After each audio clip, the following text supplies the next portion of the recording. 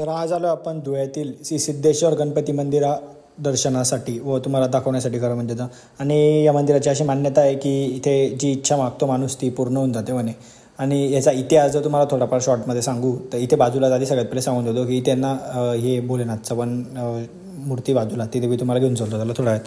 तर याचा थोडासा इतिहास सांगतो तुम्हाला की या मंदिराचा इतिहास असा आहे की हे 200 वर्ष पूर्वीचं मंदिर आहे. ओके. आणि हे मन्नालाल बलदेव शर्मा या गणेश भक्ताने बांधलं होतं हे.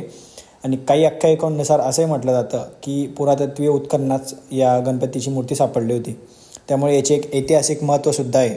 आणि ह्याच ठिकाणी एक जिन मातेचं मंदिरसुद्धा आहे जे दुसऱ्या ठिकाणी तुम्हाला बघायला भेटत नाही खूप मंदिरांमध्ये, ते ह्या ठिकाणी तुम्हाला बघायला मिळेल. ह्या बोर्डावर पूर्ण त्याचा इतिहास लावलेला तुम्ही व्हिडिओ पॉज करून नक्की बघू शकता. तर पांझर नदी कटी आहे हे मंदिर धुळ्यामध्ये आणि हजारो भाविकांचं श्रद्धास्थान आहे मेन म्हणजे. तर झालं मग आपलं गणपती बाप्पाचं दर्शन झालं. मग तर आता तुम्हाला दाखवतोय आपल्या धुळ्याचे जे भोलेनाथ आहेत मेनली की करता धरता दाखवतो तुम्हाला पूर्ण व्हिडिओ नीट बघा. आणि नवीन असाल तर सबस्क्राईब करत जा यार. तुम्ही सबस्क्राईब करत नाही काही नाही. बाकी आपलं हिंदी चॅनल पण येणार आहे. जर तुमचं रिक्वायरमेंट असेल तर त्याने सर आपण जे तयार करू लवकरच गोष्टी. मग कपडे सुद्धा पाडले हम करते हैं प्रबंध, आप चिंता मत करिए. काय खेळ केला तू? मग इथे बॅक साईडला ना ते धुळ्याची आपली पांझर नदी आहे, सुप्रसिद्ध अशी पांझर नदी. ही पुढे जाऊन तापीला भेटते. या नदीला जसं 12 महिने पाणी नसतं काही. तर तुम्ही सर्व बघू शकता बॅक साईडला जे ते बाबा भोलेनाथ यांची मूर्ती आहे. लांबून जर बघितलं तुम्ही तर तुम्हाला तो व्ह्यू पण पूर्ण दाखवण्यात आलेला आहे व्हिडिओ, जसं तुम्ही पाहिला असेल स्टार्टिंगला.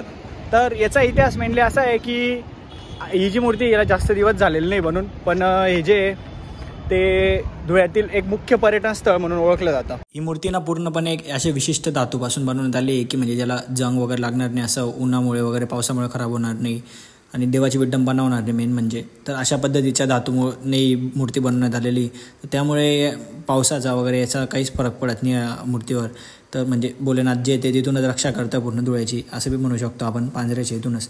तर भाऊचे विचार काय मला काय खरं वाटत नव्हते. मग त्याच्यामुळे म्हटलं चल भाऊ तू घरी चला, आता लय टाईम झाला केव्हाच आपण इथे वर उभं आहे. मग काय घरी जायला निघालो.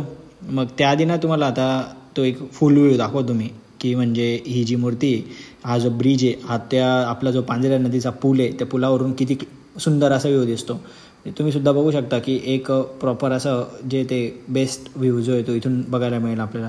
मग काय तिथून निघालो आणि मग आपण म्हटलं चला चौपाटी पण दाखवून दे आपली धुळ्याची. इथे ना पहिले चौपाटी होती. गार्डनला बी लवकरच घेऊन येणार आहे. इकडे बाजूला लायब्ररी आणि एक गार्डनसुद्धा आहे जिथे जे ते डान्स म्हणजे लाईट जो आहे तो सॉन्गवर डान्स करतो. तर ते पण तुम्हाला लवकरच दाखवेल धुळ्याचं गार्डन मी. तर व्हिडिओ चांगला वाटला तर नक्की लाईक करा.